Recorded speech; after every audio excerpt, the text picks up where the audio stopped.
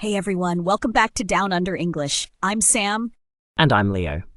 Today, we are exploring a side of Australian city life that completely defies the stereotype of just endless beaches, Melbourne's vibrant, creative, and hidden urban culture.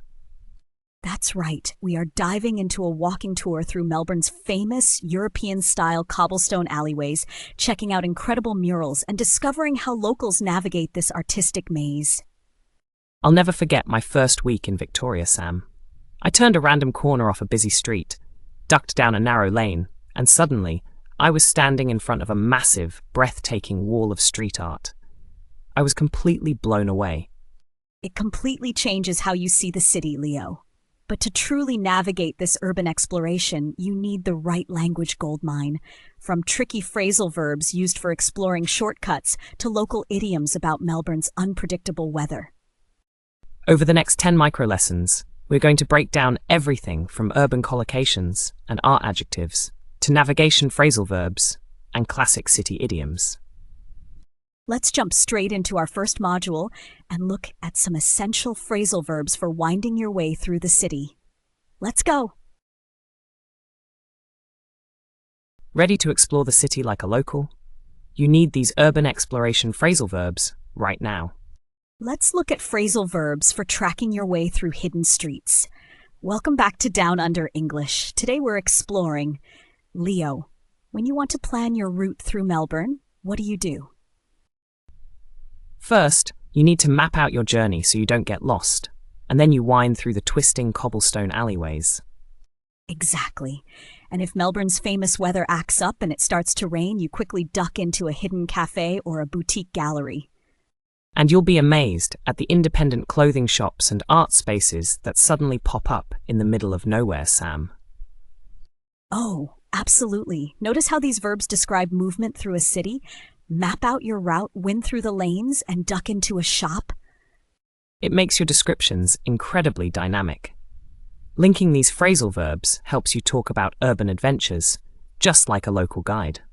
Do you prefer to map out every detail of a trip, or just see what pop-up spots you find? Tell us below.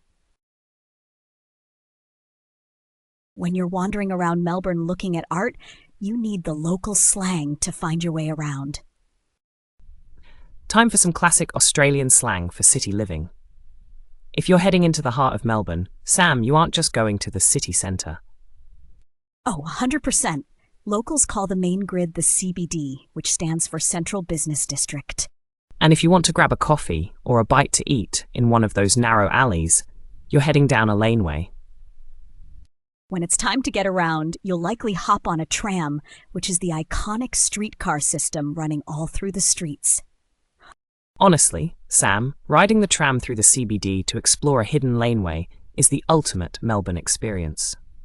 It really is, Leo. Grab your transport card, jump on a tram, and you're set to explore. Urban culture sorted. Does your city have a tram system, or do you prefer walking? Let us know below. Want to describe the city like a seasoned art critic? Stop guessing your vocabulary and learn these vital word pairs. Today we're mastering essential city and art collocations. We are focusing on navigating the urban landscape where specific words lock together perfectly. Right? You don't just talk about a big city. You discuss the urban sprawl to describe how the metropolitan area spreads out. Exactly. And when you find a beautiful secret spot that tourists usually miss, you call it a hidden gem. When you look up at the walls in Hosier Lane, you aren't just seeing graffiti, you are admiring world-class street art. And the artists use incredibly vibrant colors that completely transform the dark brick walls, Leo. They really do. Telling someone, I found a hidden gem filled with street art, makes you sound exactly like a local insider. Save this video to boost your city vocabulary and sound more natural. Think city idioms are just about concrete jungles? Let's look at two classic phrases that perfectly describe Melbourne's unique vibe. Let's crack open some excellent urban idioms. If a friend loves alternative music, underground art, and incredible coffee, you can tell them Melbourne is right up your alley. It means it is absolutely perfect for your specific tastes. But while you're exploring those alleys, you have to prepare for the local weather idiom, 4 seasons in one day. 4 seasons in one day means the weather changes drastically and unpredictably within a few hours. So you might start your walking tour in bright sunshine, Leo, but always carry an umbrella because of those 4 seasons in one day. Oh, absolutely. If a creative urban adventure is right up your alley, just pack a jacket and you're ready for anything. Smartest way to travel. Does your hometown experience 4 seasons in one day, or is the weather steady? Tell us below. Nice is boring. Upgrade your descriptions of city art and culture with these high-level adjectives. Upgrading your vocabulary with powerful culture adjectives. We want to expand your language today. A laneway covered in complex, beautiful layers of paintings isn't just colorful, it's vibrant. Vibrant means full of energy and life. If a neighborhood has a heavy focus on art, music, and theater, the atmosphere is deeply cultural. Meanwhile, if you are exploring an area that feels very modern, busy, and closely connected to city life, the setting is distinctly urban. Vibrant, cultural, and urban. You make Melbourne sound like an absolute masterpiece, Sam. That's the power of precise adjectives, Leo. Using these lets you communicate exactly the energy of the streets around you. Master your city vocabulary with us. Subscribe to Down Under English. Don't let a tricky silent letter or vowel combination ruin your city tour direction. Let's fix this word. Let's perfect your accent for everyday city navigation. Pronunciation. A lot of language learners look at Melbourne's famous paths and struggle with the word for a narrow back street. We spell it Laneway, and the trick is to blend the two parts smoothly. It is pronounced Laneway, Laneway. Exactly. Make sure the A in lane sounds like A, as in day. Let's practice. Let's walk down this laneway. Keep it smooth and transition seamlessly between the two syllables.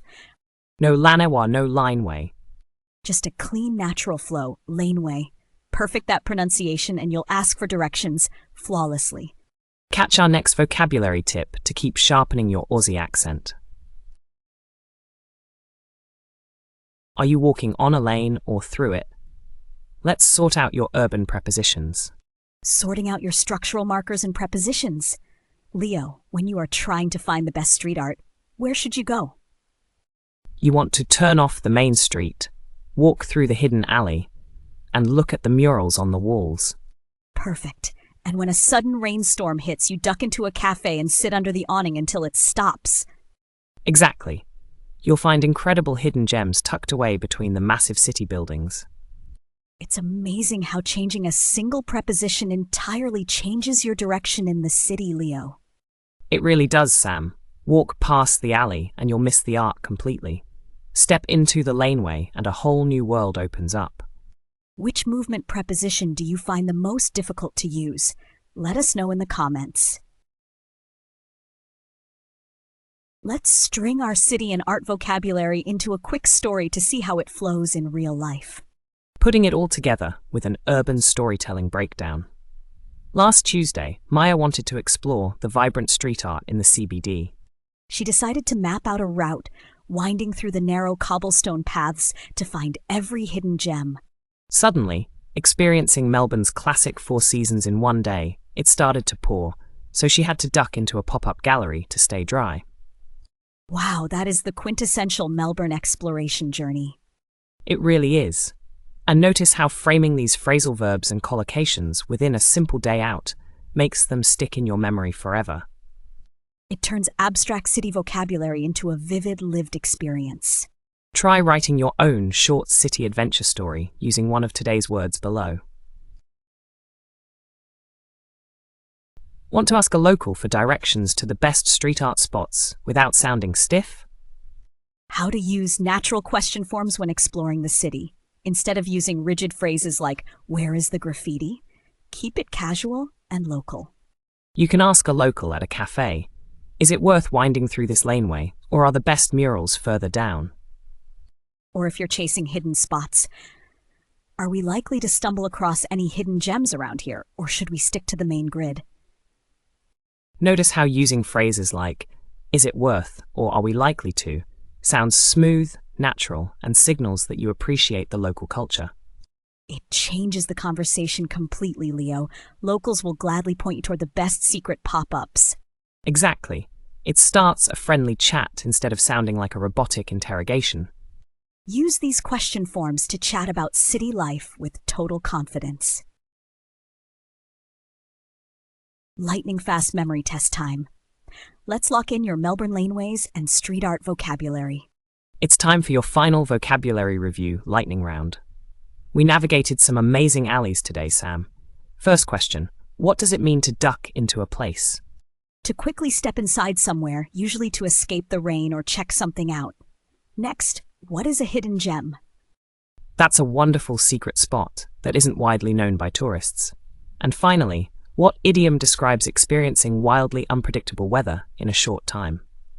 That is 4 seasons in one day. Spot on, Sam. You successfully navigated the laneways and the culture today. Woohoo! Learning to talk about urban exploration is a total piece of cake. Reviewing these creative terms right away is the fastest path to fluid English. You've officially finished the masterclass. Subscribe to Down Under English for your daily dose.